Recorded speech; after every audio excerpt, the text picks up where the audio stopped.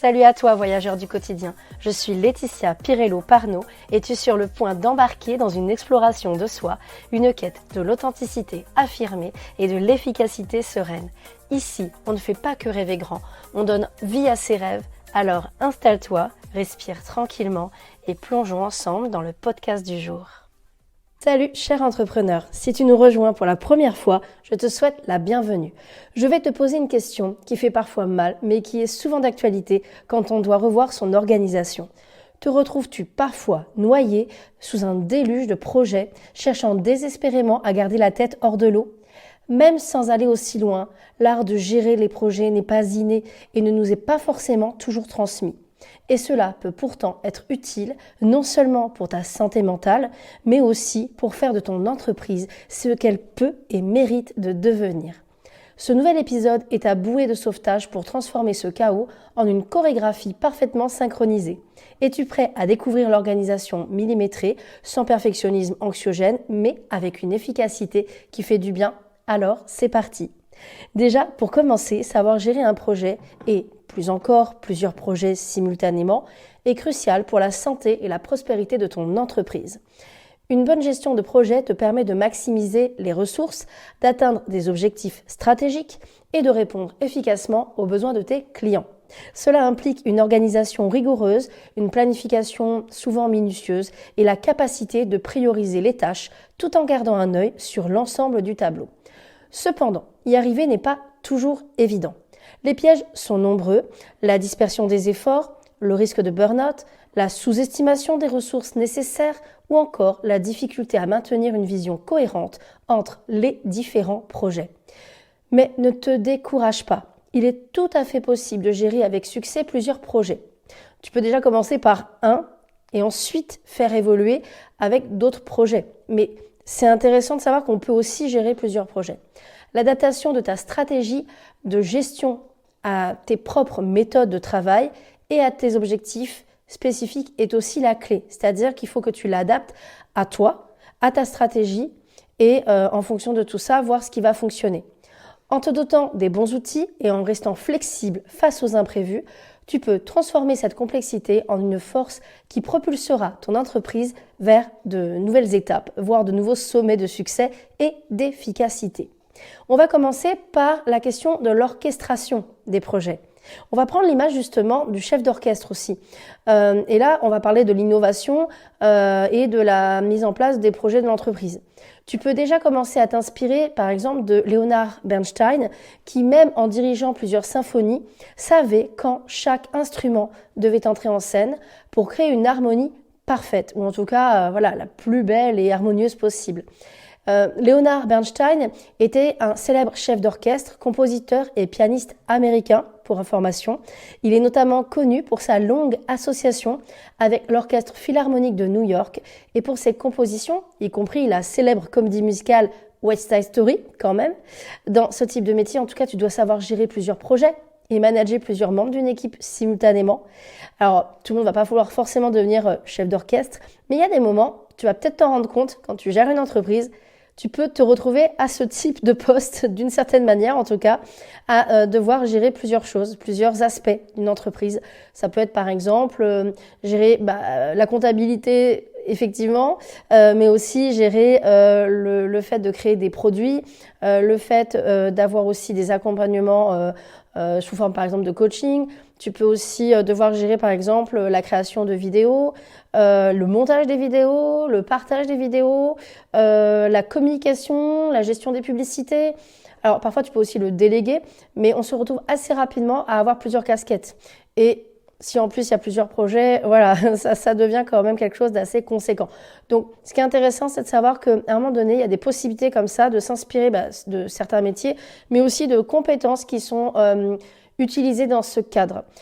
Donc souvent, bien sûr, il y a de la concentration, de l'écoute. On y reviendra d'ailleurs sur la concentration parce que prochainement, je vais aborder quelque chose qui va pouvoir vraiment aider à être beaucoup plus focus. Donc reste en ligne sur le podcast parce que ça va pas tarder. Vraiment tout ce qui va aider à être plus focus, plus concentré, de pouvoir voir aussi de façon beaucoup plus claire ce qui est à prendre en compte. pouvoir aussi communiquer clairement, parce qu'en gros, imaginez le chef d'orchestre, il n'y a pas une bonne communication, une bonne adaptation entre lui et les membres de l'orchestre, ça peut vite devenir voilà, très, très spécial. Donc à un moment donné, voilà, c'est plein de petites choses comme ça à connaître, donc on va voir ça. Donc utilise par exemple aussi donc cette image. Ça illustre en tout cas l'importance de la synchronisation et de la coordination dans la gestion de projets multiples. Utilise des outils par exemple de planification, de suivi aussi de projets, pourquoi pas.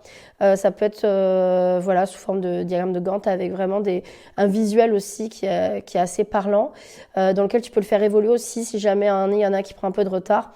Sur Asana par exemple on peut le faire, après sur Notion même il y a des façons de le faire, pour savoir quand et comment mobiliser les ressources. Tu peux aussi utiliser des techniques de post-it tout simplement avec des dates etc. ou voilà, des priorisations, ça marche bien aussi. Après il faut savoir aussi équilibrer au niveau des ambitions. Là-dessus, on va pouvoir évoquer Sheryl Sandberg, qui en fait, c'est chez Facebook. C'est une personne qui jongle avec d'innombrables initiatives, tout en maintenant un équilibre entre vie professionnelle et engagement personnel. Alors, qui c'est une dirigeante en fait d'entreprise, donc là américaine, hein, Facebook. En fait, elle est dirigeante d'entreprise, mais elle a surtout été connue pour son rôle de directrice des opérations à Facebook. Elle a joué un rôle crucial dans la croissance et l'expansion de l'entreprise. Elle démontre aussi qu'une planification minutieuse et la délégation sont essentielles pour équilibrer diverses responsabilités. C'est souvent comme ça qu'on y arrive en fait, en pensant à tous ces aspects, étape par étape, vraiment, voilà, à un moment donné, ça peut être le temps qu'on y met, ça peut être l'argent qu'on y met, ça peut être le réseau qu'on y met, ça peut être vraiment l'apprentissage, tout ce qu'on apprend au fur et à mesure qu'on y met, ça peut vraiment permettre de rééquilibrer. Si on peut commencer à y penser au plus tôt, tant mieux, mais en tout cas, il y a un moment donné, la planification et la délégation, ça va vraiment apporter, tu peux déjà commencer par de la planification. L'utilisation d'un agenda structuré et la fixation de limites claires entre le travail et la vie personnelle sont des outils pratiques en fait ici. Il y en a qui vont pas forcément faire de coupure, ça leur convient. Il y en a, ils pensent que ça leur convient, mais en fait avec du recul, ils se rendent compte que ça leur convient pas du tout. Il y en a qui aimeraient vraiment poser comme ça des limites claires pour être pleinement efficaces au travail et pleinement présents dans leur vie personnelle. Donc vraiment, à un moment donné, ça peut être vraiment quelque chose qui peut aider aussi à mieux gérer les projets quand tu peux avoir comme ça une vraie vie personnelle à côté qui existe, parce qu'en fait c'est toute une forme de nourriture d'énergie aussi, de nourriture relationnelle, émotionnelle, etc. qui peut t'aider à pouvoir aussi perdurer dans ton entreprise. Il y a cette question effectivement d'équilibre qui ressort là et dont on va parler aussi maintenant, parce qu'en fait c'est vraiment une stratégie, l'équilibre d'une certaine manière. Ça peut être un objectif, ça peut être quelque chose qui est pas forcément parfait, hein, voilà, il peut varier, mais c'est aussi quelque chose qu'il faut prendre en compte comme faisant partie aussi d'une certaine manière de la stratégie. Stratégie, c'est pas toujours que des méthodes rigoureuses, hein, ça peut être aussi, je sais que j'ai besoin de repos, je sais que j'ai besoin de voir mes amis, je sais que j'ai besoin d'un certain équilibre, voilà, ça fait partie aussi de la stratégie. On peut prendre l'image du jongleur de verre. Si tu visualises un artiste, par exemple, de cirque qui jongle avec des balles de verre, chacune représentant un projet. Alors on se dit, oula, attention, je peux la faire tomber. Mais lui, il sait qu'il doit les manipuler avec soin et précision pour ne pas en laisser tomber une seule. C'est quelque chose qu'il a appris. Il a commencé peut-être avec une balle en mousse. Ensuite, il a peut-être fait avec plusieurs balles en mousse. Puis après, il est passé à des choses plus fragiles. On voit bien, il y en a, ils vont faire ça avec du feu. Donc voilà, c'est vraiment quelque chose qu'il a appris à faire, à manipuler, à exercer. Et c'est comme ça qu'il a gagné en précision. Et en fait, c'est ce que tu peux te dire aussi sur la gestion des projets, que ça soit un projet ou même par la suite plusieurs. C'est qu'au début, peut-être que tu vas commencer avec une balle en mousse, tu vas la faire tomber, tu vas te dire voilà, j'y suis pas. Et puis après, à un moment donné, tu vas pouvoir de plus en plus gagner en précision, en connaissance, en expérience. Et tu sauras vraiment comment ne pas les faire tomber. Et si c'est pas grave, voilà, bon, c'est pas la fin du monde, mais il y a des fois où tu te rendrais bien compte. Par exemple, un chirurgien, il a du background, comme on dit, il a vraiment de l'expérience et à un moment donné, il sait faire normalement une opération. Voilà, en tout cas, ils sont formés pour ça et on a vraiment des personnes qui vont faire attention, qui vont être attentives, qui vont être vigilantes, qui ont une connaissance telle millimétrée, comme je disais au début, qui va faire que ça va être de plus en plus clair, de plus en plus précis. Et au début d'ailleurs, il va pas forcément lui-même faire des chirurgies, mais avec le temps, il va pouvoir commencer à participer, aider, et puis ensuite, plus tard, lui-même le faire et le faire, très bien. Cela symbolise en tout cas la délicatesse, en fait, d'une certaine manière requise dans la gestion des tâches multiples. Parce que souvent, on va imaginer qu'en gros, faut juste les faire, quoi. Mais en fait, il y a des qualités de précision, de délicatesse, de soin qui se développent aussi dans tout ça. C'est fou de se dire qu'il y a un côté délicat, mais c'est le cas en fait finalement. Adopte donc une approche méthodique et utilise par exemple des logiciels de gestion de tâches pour aussi garder une vue d'ensemble de tous tes projets. Ça va vraiment aussi t'aider. De voir un peu comment les choses se passent d'un point de vue un petit peu plus extérieur avec plus de recul. Ça peut vraiment aider aussi à gagner en précision. Donc ça aidera aussi sur la manipulation des balles en verre et donc des projets. Tu peux aussi utiliser le tableau des priorités. Regarde comment certains dirigeants s'y prennent. Par exemple, si on prend, il y a par exemple Angela Merkel qui est assez connue là-dessus dans sa façon de fonctionner, qui a dû gérer une nation, des crises économiques, des tensions internationales, tout en gardant le cap grâce à une stratégie de gestion du temps qui était ultra rigoureuse. Alors, sans tomber dans des excès qui ne te correspondent pas ou qui ne seraient pas forcément bons pour ton bien-être, bien sûr, ça c'est important. Ce qui est intéressant en fait, c'est que sa méthode implique de hiérarchiser les tâches en fonction de leur importance et de leur urgence. Et ça, c'est le cas, tu le verras, dans beaucoup d'endroits où il y a des projets qui sont à gérer. Donc par exemple similaire à la matrice Eisenhower pour une gestion efficace du temps, et là ça se classe donc en urgent, donc soit par rapport à l'urgence et à l'importance en fait, donc ça peut être urgent et important, ça souvent on le fait immédiatement, important mais non urgent, ça on le planifie pour plus tard la plupart du temps, urgent mais non important, souvent c'est les tâches qu'on a tendance à plutôt déléguer, en tout cas qui seraient intéressantes à déléguer si c'est possible, et ni urgent ni important.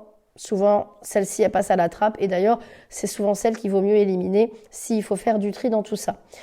Si tu n'es pas très politique ou que tu as un autre avis sur la question, tu as aussi Indra Nooyi, N2OYI, qui est en fait l'ancienne PDG de PepsiCo. Et elle a été reconnue pour sa capacité à gérer une multinationale de manière a priori efficace, tout en faisant face à des défis de marché complexes et en intégrant des stratégies de développement durable et d'innovation produit.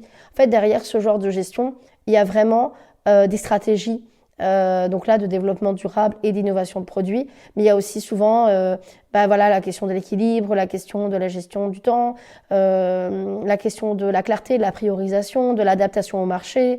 Voilà, il y a vraiment comme ça plein de choses à prendre en compte, et tout ça, ça se fait sur des années. C'est pas comme ça du jour au lendemain, c'est pas inné. Il y a peut-être des choses qui vont être plus faciles chez certaines personnes que chez d'autres, mais en réalité, c'est vraiment toute une façon de fonctionner qui s'apprend au fur et à mesure de la vie. Alors après, c'est vrai que ça va être plus en adéquation avec certaines personnalités, avec certaines personnes. Parfois, quand on part aussi de loin, ça peut être plus, on va avancer à son rythme. Mais en réalité, c'est vraiment quelque chose qui est envisageable. Il y a même des personnes qui sont parties de loin. On le voit sur tout ce qui est question, par exemple, de timidité, de difficulté vraiment à être dans le relationnel, qui, en faisant régulièrement des lives par exemple, sont devenus ultra efficaces là-dedans, en fait, sont devenus même à l'aise, parfois des moments un petit peu plus compliqués, mais sont devenus tellement à l'aise que parfois ils sont passés, David Laroche par exemple, c'est son cas, il est passé à faire des conférences, même en anglais, des interviews en anglais, alors qu'à la base il parle français. C'est vraiment des choses qu'on se soupçonne pas, mais qu'on est capable de faire. Après, il faut le vouloir. Après, il faut aussi s'en donner les moyens. Mais toutes ces techniques derrière vont vraiment aider et s'implémenter au fur et à mesure. Et donc, donner toute cette finesse. On va voir maintenant les techniques plus de haute voltige. On va commencer par le mantra. Alors, quelque chose qu'il faut se rappeler qui est important à penser, c'est-à-dire le focus sélectif. Plongeons dans l'art de la concentration, où comme un photographe par exemple, tu calibres l'objectif pour capturer l'essentiel et laisser le reste s'estomper. En gros, tu fais un focus comme ça et tu sélectionnes ce qui est le plus important. Cela implique de concentrer ton attention sur les tâches les plus cruciales et de minimiser les distractions. Ça ne veut pas dire les enlever complètement, mais tu mets ton attention sur ce qu'il y a de plus important. Après, tu adaptes bien sûr en fonction de là où tu en es dans une période. Si tu es malade complètement et qu'il faut que tu récupères. Mais si sur un temps un petit peu plus long, c'est quelque chose qui est important pour toi, ça veut dire que tu dois apprendre à concentrer ton attention là-dessus. Trouver des techniques qui t'aident à y aller. Comme la technique justement où tu te dis je m'y mets 5 minutes et on verra, voilà, au moins je m'y mets 5 minutes parce que parfois on voit le gros morceau, on se dit jamais je vais arriver à faire ça, j'ai pas envie. On peut essayer de le rendre plus fun. Par exemple, moi je travaille souvent avec une musique, ça peut être de la lofi, ça peut être parfois même selon ce que je dois faire. Si ça me demande pas trop de concentration, je peux mettre quelque chose d'un petit peu plus électro, un peu plus pop. Généralement, je mets pas forcément des choses en français parce que ça attire trop mon attention. Par contre, je vais mettre effectivement des choses qui sont plus en anglais ou alors de la lofi ou des trucs un petit peu plus instrumentales. Et puis en fonction aussi du rythme et tout, ça va vraiment aussi jouer sur ma motivation, je le remarque. Donc il y a plein de petites techniques comme ça qui peuvent aider. Donc n'hésite pas à les utiliser pour justement t'aider à concentrer ton attention sur ce qui est important. Des techniques aussi comme la méthode Pomodoro, ça peut aussi t'aider à maintenir ce focus. Donc la méthode Pomodoro, c'est une technique de gestion du temps simple mais efficace qui peut vraiment t'aider, voire révolutionner ta manière de travailler, surtout dans la gestion d'une entreprise. Je te montre rapidement comment ça marche. J'en parle régulièrement parce que c'est vraiment un sujet important, tout ce qui est au niveau de la gestion du temps. Tu divises ton travail en périodes de 25 minutes, appelé Pomodoro. Ça vient en fait du petit minuteur en forme de tomate, hein, Pomodoro, donc ça, c'est le nom en italien, séparé par de courtes pauses de 5 minutes. Après 4 Pomodoro, tu prends une pause plus longue d'environ 15 à 30 minutes. En fait, ça correspond plus à nos besoins. Cette méthode t'aide à rester concentré et à éviter l'épuisement en t'assurant des périodes de travail intensif suivies de repos nécessaires. Pour ton entreprise, cela se traduit par une productivité accrue, une meilleure gestion du temps et une réduction du stress, en fait, qui te permet de travailler donc de manière plus efficace et ciblée. Et c'est un cercle vertueux, dynamique. Donc tu peux utiliser 25 minutes. Après, il y en a qui utilisent d'autres temps. Moi, j'aime bien marcher. J'aime bien fonctionner aussi avec des moments de bloc, c'est-à-dire où je sais que sur une journée ou un après-midi, je vais pouvoir me concentrer sur une tâche ou sur vraiment un axe précis. Ça m'aide à être beaucoup plus concentrée également. Puis après, vraiment, en fonction des priorités et de ce qu'il y a à accomplir, de pas forcément non plus mettre trop la pression.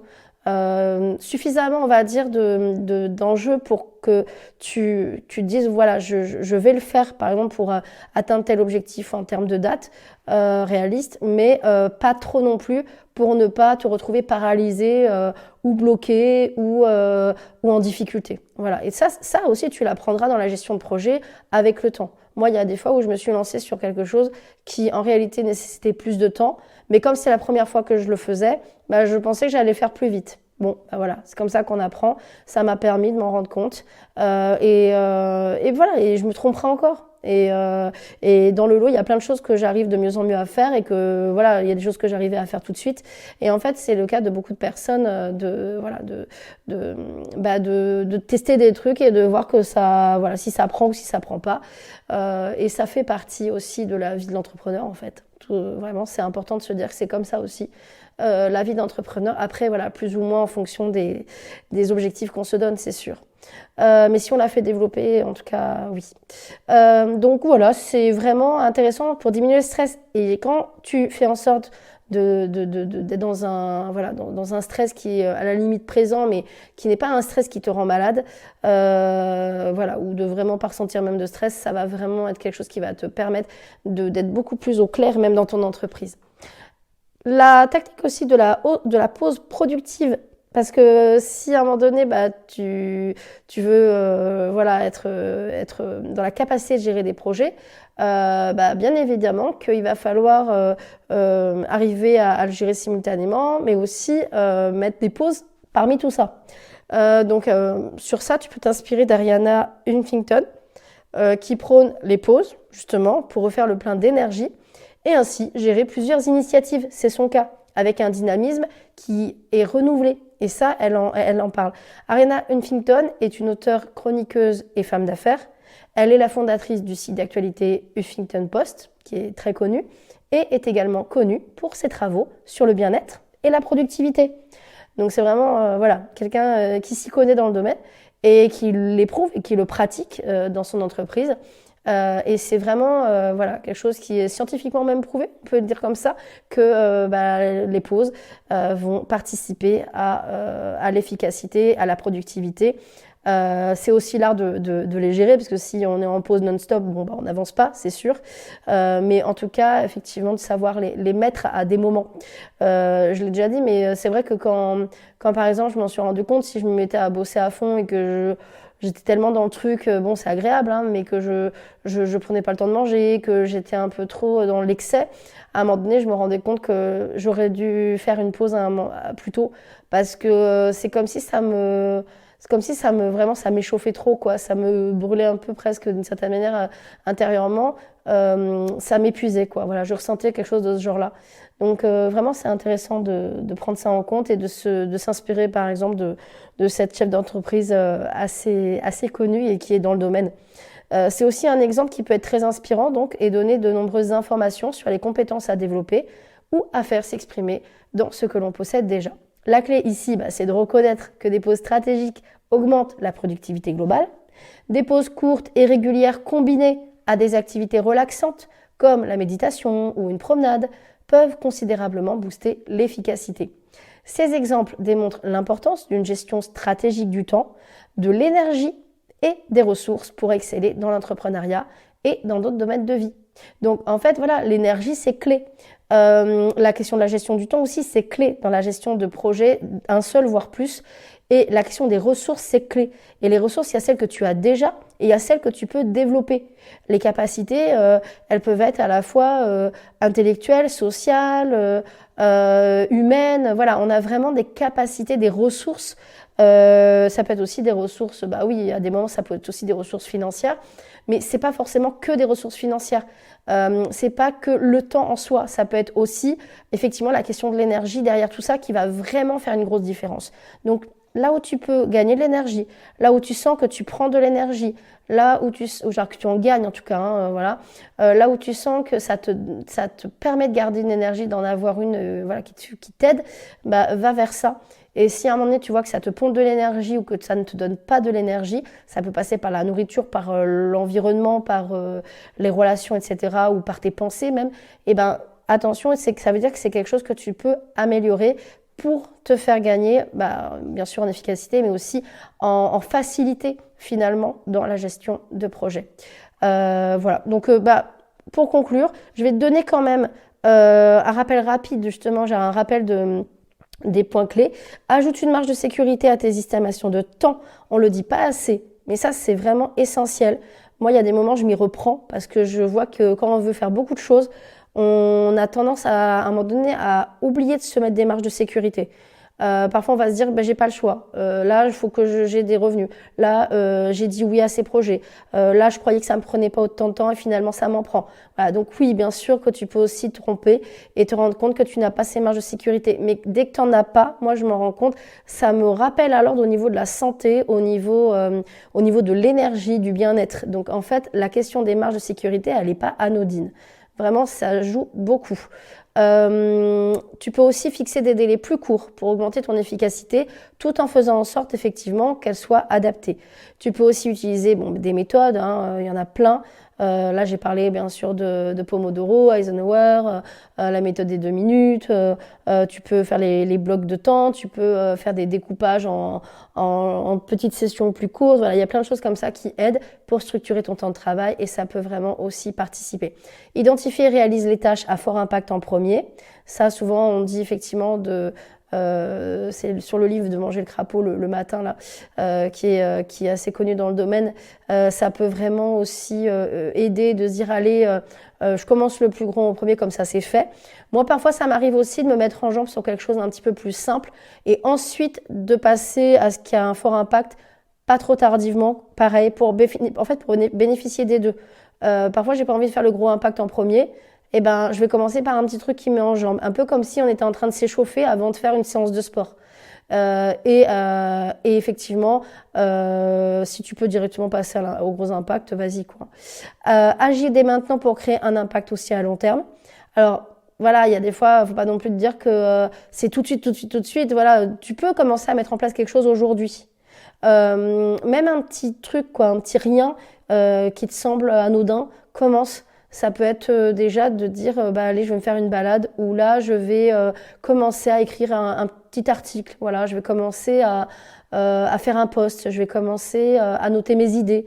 Voilà, un petit truc, ça peut déjà être intéressant que tu commences aujourd'hui, et ensuite ça va être effectivement dans le fait de le reproduire régulièrement. Et même si à un moment donné tu le fais pas, tu le reprends où tu en es, c'est pas grave.